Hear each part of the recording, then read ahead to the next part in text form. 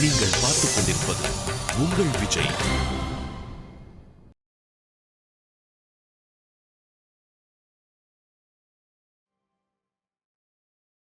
சொத்து பணம் எல்லாம் அண்ணன் தம்பிகளை பிரிக்கும்னு சொல்லுவாங்க. ஆனா நீங்க 2 பேரும் அத பொய்ன்னு நிரூபிச்சிட்டீங்க.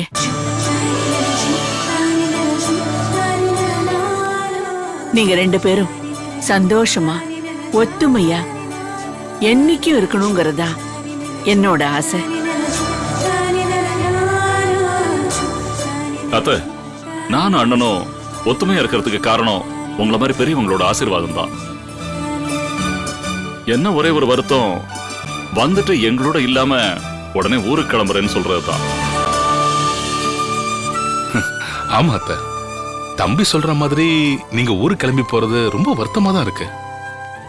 அந்த வருத்தம் தீரணும்னா நீங்க மறுபடியும் ஒரு தடவை இங்க வந்து எங்களோட தங்கணும். நாங்க விரும்புற வரைக்கும் நீங்க இங்கேயே சந்தோஷமா இருக்கணும். ஆமா அத்த, நிச்சயமா எங்களை ஆசீர்வாதம் பண்ணுங்க. நல்லா இருங்க, நல்லா இருங்க. அத்த, என்னை ஆசீர்வாதம் பண்ணுங்க. நல்லா இருங்க மாப்பிள்ள.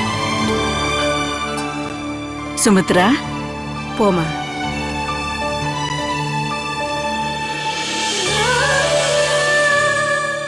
அம்மா, நீ இந்த வீட்டுக்கு மூத்த மருமக.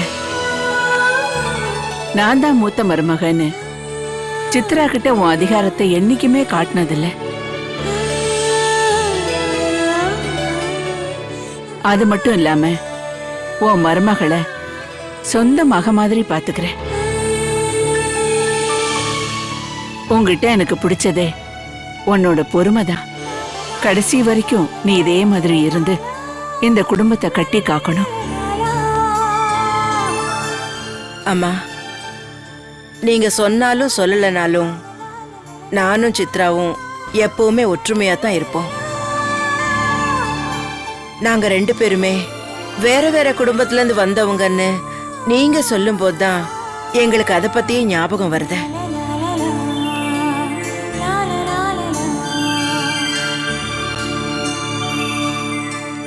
ஆனா நீங்க இவ்வளவு சீக்கிரமா கிளம்புறதுதான் எங்களுக்கு ரொம்ப வருத்தமா இருக்கு. ஏம்மா, எங்களால உங்களுக்கு இந்த வீட்ல ஏதாவது தொந்தரவு இருந்துச்சா? கண்டிப்பா இல்ல சுமித்ரா. நான் அங்கிருந்து செய்ய வேண்டிய முக்கியமான வேலைகள்லாம் இருக்கு. அதனாலதான் கிளம்புறேன். மறுபடியும் நான் வருவேன். நீ கவலைப்படாத சுமித்ரா.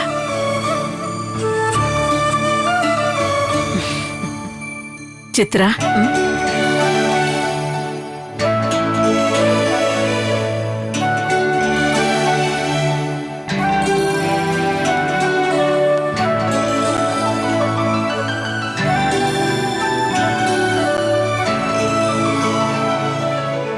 சித்ரா,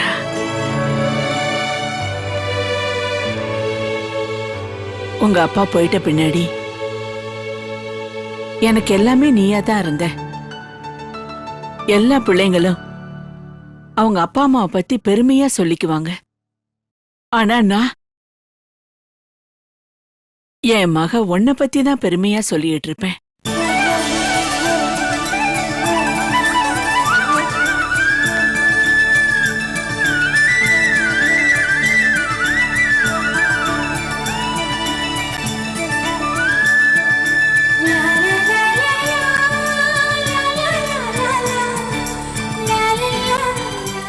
ஆனா நான் உங்ககிட்ட எதிர்பார்க்கறது பொறுமை.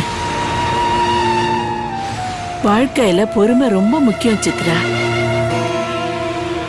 அந்த பொறுமை உனக்கு வரணும்னு தான் பிரியா பொறுப்பை உங்ககிட்டயும் சீதா பொறுப்பை சுமித்ரா கிட்டையும் ஒப்படைச்சேன்.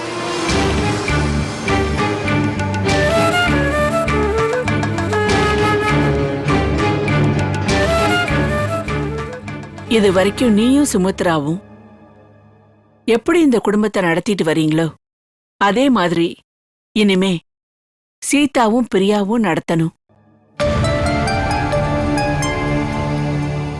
அவங்களுக்கு குடும்பத்தை எப்படி நடத்தணும்னு நீங்க தான் சொல்லி கொடுக்கணும். கண்டிப்பாமா. ஒரு மகளா நான் எந்த தப்பும் பண்ணலங்கிறதுக்கு நீங்க சாட்சி. இந்த வீட்ல நல்ல மருமகளா இருந்து குடும்ப கௌரவத்துக்கு எந்த களங்கமும் ஏற்படுத்தலைங்கிறதுக்கு என் அத்தை சாட்சி. ஒரு மகளா ஒரு மருமகளா நான் என் வாழ்க்கையில ஜெயிச்சிருக்கிறதுக்கு காரணம், அதுக்கு காரணம் நீங்க தாம்மா. நீங்க என்ன வளர்த்த முறை எங்க என் அத்தை எனக்கு கொடுக்கிற மரியாதை. அம்மா, நீங்க என் மேல வச்சிருக்கிற நம்பிக்கைய நான் கண்டிப்பா காப்பாத்துவம்மா.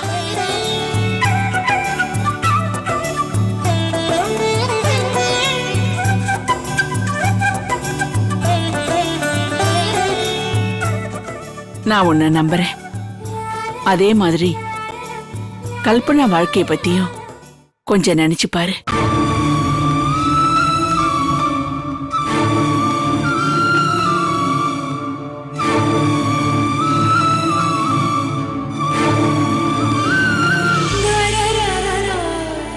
அன்னபூர்ணாம்மா,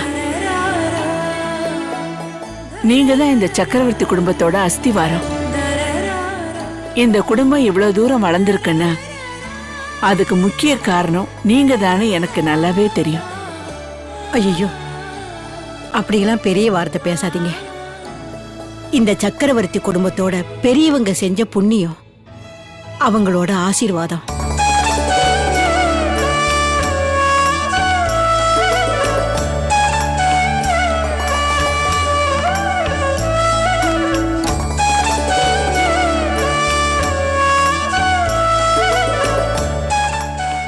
நீங்க இந்த வீட்டுக்கு வந்ததுல இருந்து நிறைய நல்ல காரியங்கள் நடந்திருக்கு.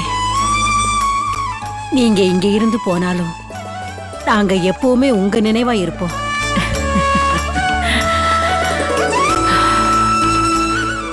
நான் கிளம்புறேன். நான் வரேம்மா. சித்ரா,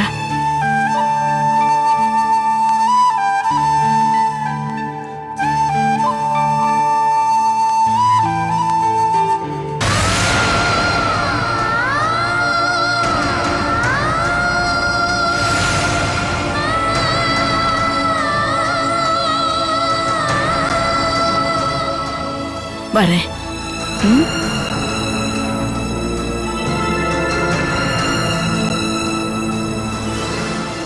சீதா கண்ணு, பாட்டி சொன்னதெல்லாம் ஞாபகம் இருக்குல்ல? நான் வரேன். சுமித்ரா, நான் வரேம்மா. நல்லபடியா போயிட்டு வாங்கம்மா. உடம்ப பத்திரமா பாத்துக்கோ. நான் கிளம்புறேன். வரேன். அப்ப நான் கிளம்புறேன். சரிங்க. இருங்க, நாங்களும் வாசல் வரைக்கும் வரோம். ராம், பாட்டியோட லக்கேஜ் எல்லாம் கார்ல வச்சிட்டியா? கார்ல வச்சிட்டேன். கார் ரெடியா இருக்கு. ராம், பாட்டி போயிட்டு வரட்டுமா? நான் சொன்னதெல்லாம் ஞாபகம் இருக்குல்ல? எல்லா விஷயத்திலும் பொறுமையா இருக்கணும், பாசமா பாத்துக்கணும். எல்லாம் சொன்னது ஞாபகம் இருக்குல்ல? பாக்குறேன் எப்படி இருக்கேன்னு. பிரியா கண்ணு, நல்ல பிள்ளையா நடந்துக்கணும். எந்த கம்ப்ளைண்ட்டும் வரக்கூடாது, சரியா?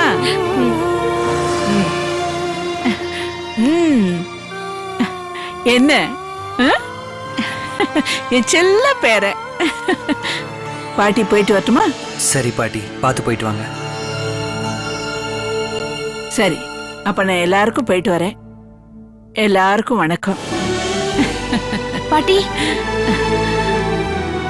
அந்த நீ கொடுத்த ஜபமாலை தானே? நான் மறந்துட்டேன்னு நினைக்கிறியா? இனிமே அது எப்போ என்கிட்ட தான் இருக்கும். அது பார்க்கும் போதெல்லாம் உன் ஞாபகம் தான் வரும். சரி, போயிட்டு வரேன்.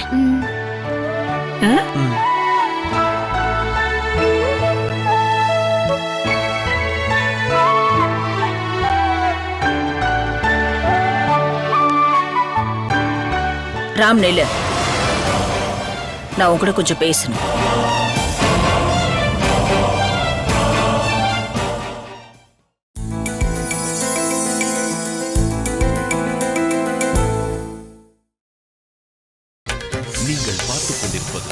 உங்கள் விஜய்.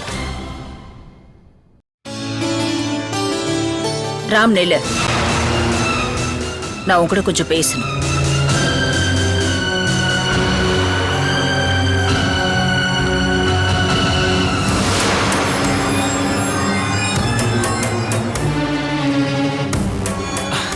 அம்மா, நான் ஆபீஸ் போகணும். சாயங்காலம் பேசிக்கலாம். நெல்லு, நான் இப்பவே இங்கேயே உங்ககிட்ட பேசணும்.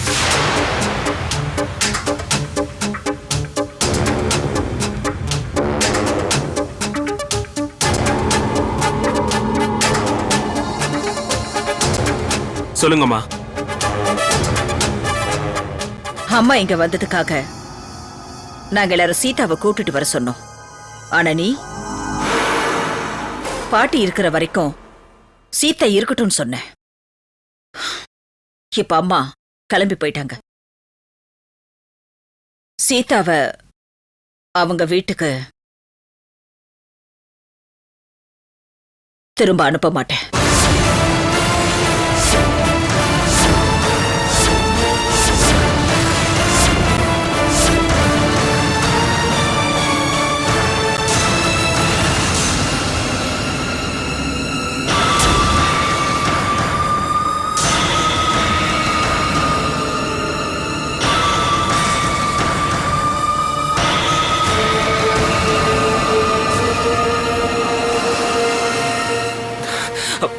அம்மா, என்ன பேசுறீங்க? பாட்டி வந்திருக்காங்க, அவங்களுக்கு விஷயம் தெரியக்கூடாதுன்னு நீங்க தானே போய் சீதாவை கூட்டிட்டு வர சொன்னீங்க. நானும் அப்படியே பண்ணேன். இப்ப அனுப்ப முடியாதுன்னா என்ன அர்த்தம்? இவளை வீட்டு விட்டு அனுப்பி வைக்கிறது உங்க பொறுப்பு. ஏய், நிறுத்தடா. என்னடா விளையாடுறியா?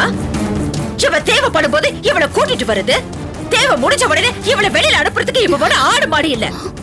பொண்டாட்டி ராம், இந்த சக்கரவர்த்தி குடும்பத்தோட மருமக. இத பாரு ராம், பொண்ணைய நம்பிட்டு வந்தவ இவ. போன்னு சொன்னா என்னடா அர்த்தம்? ஏமா மறுபடியும் என் பொறுமையை சோதிக்கிறீங்க? என்ன விட உங்களுக்கு இவதான் முக்கியமா? இல்ல இல்ல ராம், எனக்கு நீங்க ரெண்டு பேருமே முக்கியம்.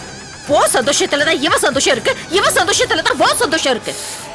அதுக்கு தான் நீங்க ரெண்டு பேரும் சேர்ந்து வாழணும்னு நான் சொல்லிட்டு இருக்கேன். இத பாரு ராம், நானும் ஒரு பொண்ணு. இது மாதிரி நிலைமை வரும்போதெல்லாம் இவளுக்கு எவ்வளவு வலிக்கும்னு எனக்கு புரியும். நீங்க ரெண்டு பேரும் சந்தோஷமா வாழணும்னு தான் என் அம்மா சொல்லிட்டு போயிருக்காங்க. அவங்களுக்கு நான் வாக்கு கொடுத்துட்டேன். அவங்க நம்பிக்கையை காப்பாத்துறது இனி உன் கடமை ராம். ஆமா ராம், சீதாவை அனுப்புறது எங்க மனசுக்கும் ரொம்ப கஷ்டமா இருக்கு. ஒரு நாள் இல்ல ஒரு நாள் சீதா உனக்கு நல்ல பொண்டாட்டியா இருப்பா. அது வரைக்கும் கொஞ்சம் பொறுப்பா. ராம், நான் தயவு செஞ்சு உங்ககிட்ட கேட்டுக்கிறேன்ப்பா. நீங்க ரெண்டு பேரும் சந்தோஷமா வாழ்றது எங்க எல்லாருக்கும் பிடிக்கும். சீதா இங்கே இருக்கட்டுமே.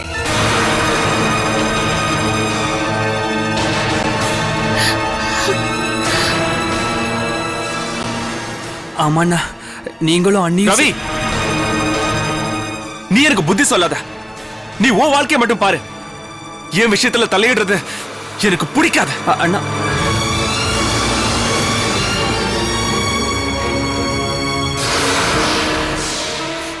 ரவி, அவ ஓமல கோவப்படலடா. நான் பேசிட்டேன்ல, என் மேல இருக்கிற கோவத்தை அவ ஓமல காஞ்சிட்டு போறான். சித்ரா,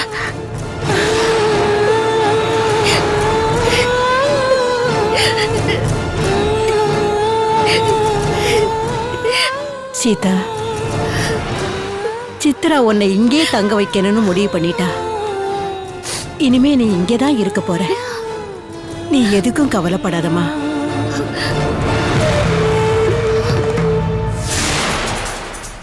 என்ன இது? சீதா இந்த வீட்டை விட்டு போயிடுவான்னு நினைச்சா இந்த கிழவி பேசிய எல்லார் மனசையும் மாத்திட்டா. இந்த சித்ரா தேவி சீதாவை இங்க இருந்து அனுப்ப மாட்டேன்னு சொல்லிட்டா.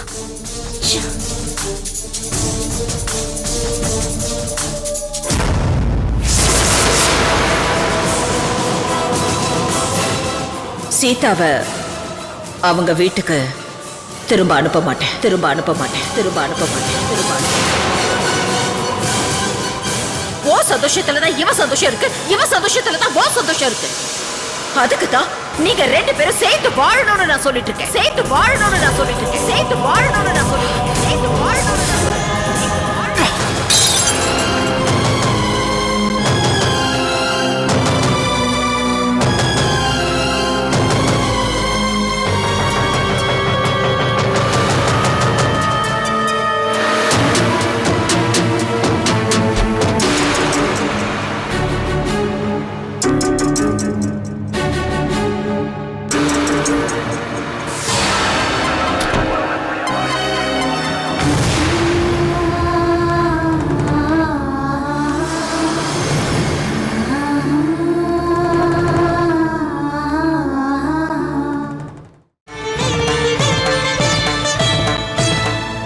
ராம், என் மேல கோவமா? கோவம் இல்லம்மா, வருத்தமா இருக்கு. அவ கூட வாழ எனக்கு விருப்பம் இல்லைன்னு சொல்லியும் மறுபடியும் ஏன் என்ன அவ கூட சேர்ந்து வாழ சொல்றீங்க? ஏற்கனவே அவ வீட்டை விட்டு போனவ தானே, மறுபடியும் போறதுக்கு என்ன அவளுக்கு? வீட்டை விட்டு போனவள போய் கூட்டிட்டு வரதுக்கு காரணம் என்ன? பாட்டிக்காக. பொண்ணால அவமானப்பட்டு அசிங்கப்பட்டு இந்த வீட்டை விட்டு போன பிறகும் பாட்டிக்காக அவ எதுக்காக இந்த வீட்டுக்கு வரணும்?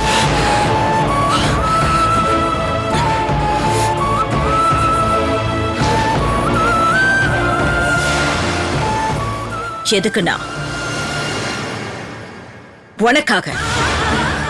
நீ அவங்க வீட்டுக்கு போய் கூப்பிட்ட இல்ல, அதுக்காக, அந்த மரியாதைக்காக.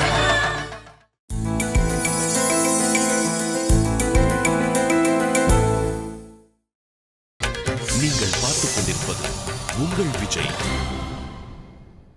அவ எதுக்காக இந்த வீட்டுக்கு வரணும்?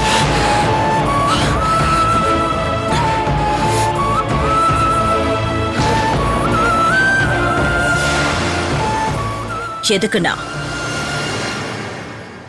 உனக்காக. நீ அவங்க வீட்டுக்கு போய் கூப்பிட்ட இல்ல, அதுக்காக, அந்த மரியாதைக்காக. ஒருவேளை அவளும் இந்த வீட்டுக்கு வரமாட்டேன்னு சொல்லியிருந்தா என்ன பண்ணிருப்ப? எங்க அம்மா கேட்கிற ஒவ்வொரு கேள்விக்கும் நீ என்ன பதில் சொல்லிருப்ப? அம்மா, நீங்க சொல்றது உண்மையாவே இருக்கலாம். ஒரு மனுஷன் பாசத்துல வாழலாம், ஆனா ஆனா பரிதாபப்பட்டு வாழ முடியாது. அவளுக்கு வேற எந்த உதவி வேணாலும் பண்ணுங்க, நான் வேணான்னு சொல்ல மாட்டேன். ஆனா அவ கூட சேர்ந்து வாழணும்னு மட்டும் சொல்லாதீங்க. வேற எந்த உதவி வேணாலும் பண்ணுங்கன்னா அதுக்கு என்னடா அர்த்தம்? கல்யாணம் ஆன பிறகு அவளுக்கு பணத்தை கொடுத்தீங்கிறத அனுப்பணுமா? எத்தனை நாள் அவ நமக்கு சேவை செஞ்சதுக்கு கூலியா? நாளைக்கு நாளைக்கு இதே ஒரு நிலைமை உன் தங்கச்சிக்கு வந்துச்சுன்னா என்ன நடக்கும்னு நினைச்சு பாத்தியா? சீதாவோட கண்ணீர் நம்ம எல்லாரையும் அழிச்சிடும். இல்ல ராம், இதுவரைக்கும் இந்த குடும்பத்தினால எந்த ஒரு பொண்ணுக்கும் பாதிப்பு வந்ததில்லை, இனிமேலும் வராது, வரவும் கூடாது. ராம், நான் உன்னை கட்டாயப்படுத்தலப்பா, கெஞ்சி கேக்குற. உன் விருப்பம் இல்லாம அவளை உனக்கு கல்யாணம் பண்ணி வச்சது நான் தான். என்ன தண்டனையா இருந்தாலும் அதை எனக்கு கொடுப்பா, அனுபவிக்கிற. ஆனா பாவம் அந்த பொண்ணு, அவளுக்கு மட்டும் எந்த தண்டனையும் கொடுத்துறதப்பா. Please Ram, please. டேய், உன்கிட்ட நான் மடிப்பிச்சு கேக்குறப்பா, வேணாம் ராம், பிளீஸ்.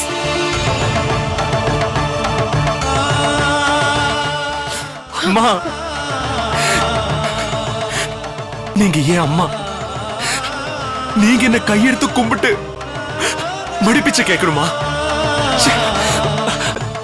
நான் இது வரைக்கும் உங்க பேச்ச பேச்ச மீறினதே இல்ல. இருந்தாலும் அவ இத்தனை நாள் இந்த வீட்டுல இருந்ததுனால நான் எவ்வளவு சிரமம் அனுபவிச்சேன் தெரியுமா? அது உங்களுக்கு நல்லாவே தெரியும். மறுபடியும் அவளை தங்க வச்சீங்கன்னா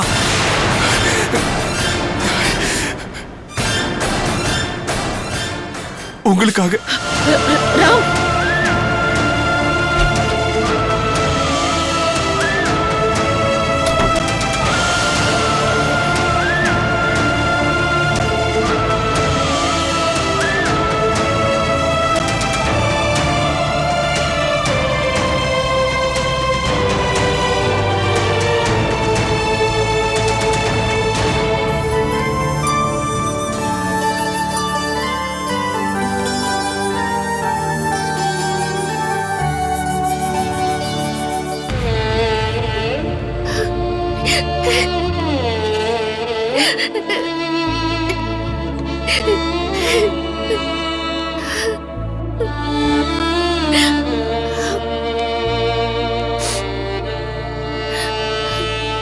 கடவுளே,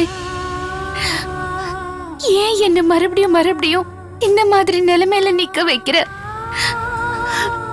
நான் இங்க இருக்கிறதே அவருக்கு பிடிக்கல. ஆனா அத்தை, நான் இங்க இருக்கணும்னு அவர்கிட்ட வாக்குவாதம் பண்றாங்க. என் விஷயத்துல நீ ஏன் இந்த மாதிரி எல்லாம் முடிவெடுக்கிற? முடிவெடுக்க வேண்டியது கடவுள் இல்லம்மா, நான்.